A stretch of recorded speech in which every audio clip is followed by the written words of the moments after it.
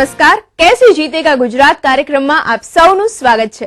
મિત્રો, નર્મદા એ ગુજરાતની જીવાદોરી છે અને આ યોજનાની કામગીરી ઘણા લાંબા સમયથી ઘણી બધી સરકારોના નેજા હેઠળ કરવામાં આવી છે, પરંતુ પરિણામો શું આવ્યા છે? આજની આ સરકારનું નર્મદા યોજનામાં શું યોગદાન છે? ચાલો આજના આ વિષયને ચર્ચીએ અને માહિતી મેળવીએ। આજના વિષયને ચર્ચવા માટે આપણી સાથે ઉપસ્થિત છે ગુજરાતના કૃષિ મંત્રી ભૂપેન્દ્રસિંહજી ચુડાસમા। ભૂપેન્દ્રસિંહજી, સ્વાગત છે આપનું અમારા કાર્યક્રમમાં। Thank you.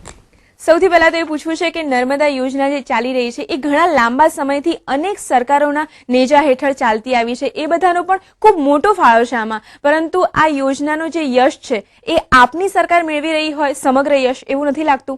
માનનીય મુખ્યમંત્રી શ્રી હંમેશ માટે એક વાતથી શરૂઆત આ યોજનાના કાર્યક્રમમાં કરે છે। શરૂઆતથી લઈને આજ દિન સુધી જેટલા જેટલા મુખ્યમંત્રીશ્રીઓ આવ્યા, જેટલા જેટલા મંત્રીશ્રીઓ આવ્યા, જેટલા જેટલા ચેરમેનો આવ્યા અને અધિકારીઓ આવ્યા, આ યોજનાની સફળતા માટે બધાની ભાગીદારી છે। અમે નિમિત્ત ચોક્કસ અત્યારની સિદ્ધિનું નિમિત્ત અમે છીએ, પરંતુ ભાગીદારી 1961માં જવાહરલાલજીએ એનો શિલાન્યાસ કર્યો ત્યારથી આજ સુધીમાં જેમણે જેમણે કામગીરી કરી એ બધા એના યશના ભાગીદાર છે। અને મુખ્યમંત્રી તો ત્યાં સુધી કહે છે કે મને એમાંથી બાકાત જ રાખો, બધો યશ આ ગુજરાતની પ્રજાને જાય છે અને ગુજરાતની આ યોજના છે, કોઈ પાર્ટીની કોઈ સરકારની નથી। પણ મારે કહેવું છે કે આ સરકારે અગાઉની સરકારો કરતા જે કંઈ કામગીરી કરી છે એના આંકડા 1988-89 થી માંડીને 2002-03 સુધીનો એક સ્પેલ અને 2003 થી 2007 સુધીનો બીજો સ્પેલ, એમાં નહેરોની કામગીરીની વાત કરું તો પહેલા સ્પેલમાં 3454 કિલોમીટરનું કામ થયું, બીજા સ્પેલમાં 15344 કિલોમીટરનું કામ થયું, પહેલા સ્પેલમાં 14 વર્ષમાં 3454, 4.5 વર્ષની અંદર 15344 આ નહેરોનું કામ। પીવાના પાણી માટે પહેલા સ્પેલમાં 7 જિલ્લાના 1208 ગામો અને 38 શહેરોને પાણી મળ્યું। અમારા સમયમાં 11 જિલ્લાના 2700 ગામો અને 58 શહેરોને પાણી મળ્યું।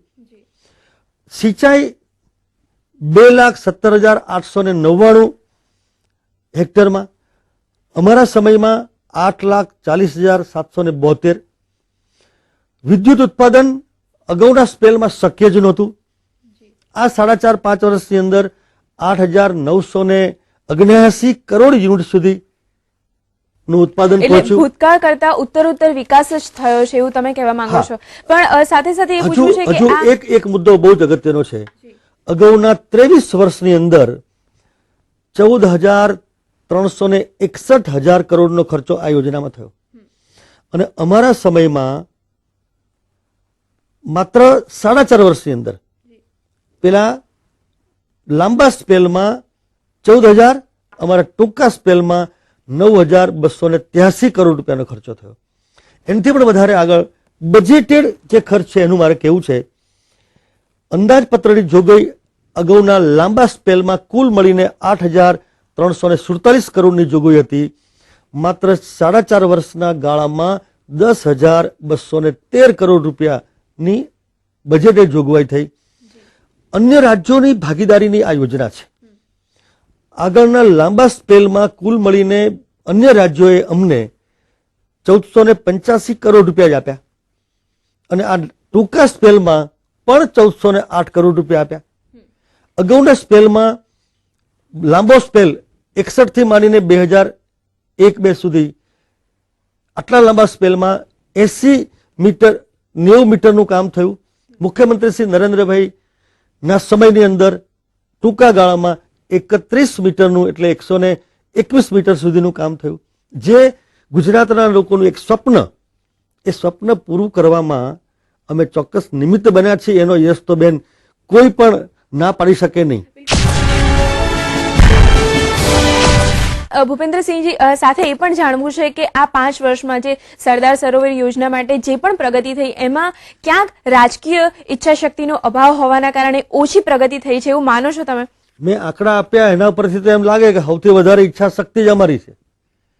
અગાઉના મોટા સ્પેલમાં જો બજેટમાં જ 8,000 કરોડ રૂપિયા 14 વર્ષમાં હોય અને 4 વર્ષમાં 10,000 કરોડ રૂપિયા હોય તો એને ઈચ્છા શક્તિની સરખામણી કોઈ કરે?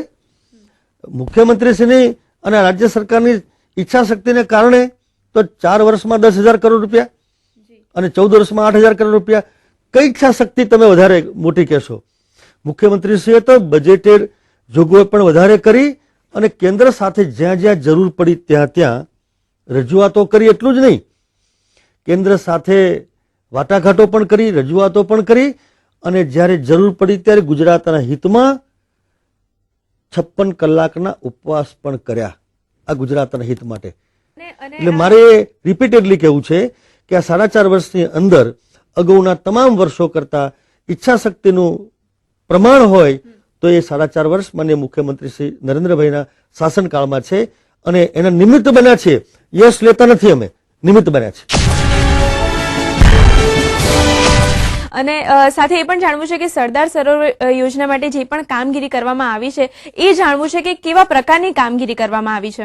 અત્યાર સુધીમાં 121.99 મીટર ની હાઈટ થઈ છે. કેનાલ હેડ અને રિવર બેડ થઈને 1450 મેગાવોટ વીજળી ઉત્પન્ન કરવા માટેની વીજળી ક્ષમતા ઊભી કરી છે. 880 કરોડ યુનિટનું ઉત્પાદન અત્યાર સુધીમાં કરવામાં આવ્યું છે અને એમાંથી 141 કરોડ યુનિટ અને 282 કરોડ રૂપિયાની આવક આ ગુજરાતને અત્યાર સુધી આ 4.5 વર્ષના ગાળામાં એ મુખ્યમંત્રીશ્રીના ગાળામાં આટલી આવક થઈ છે. નહેરોના પણ કામ થયા છે, ડિસ્ટ્રીબ્યુટરના પણ કામ થયા છે, બ્રાન્ચીસના કામ થયા છે અને સૌથી વધારે અમે કામગીરી એ કરી છે કે ભવિષ્યમાં આખા પ્રોજેક્ટની જવાબદારી એ સરકાર માથે નથી રાખવાની, પરંતુ આ તો ગુજરાતની પ્રજાની અને ખેડૂતોની યોજના છે.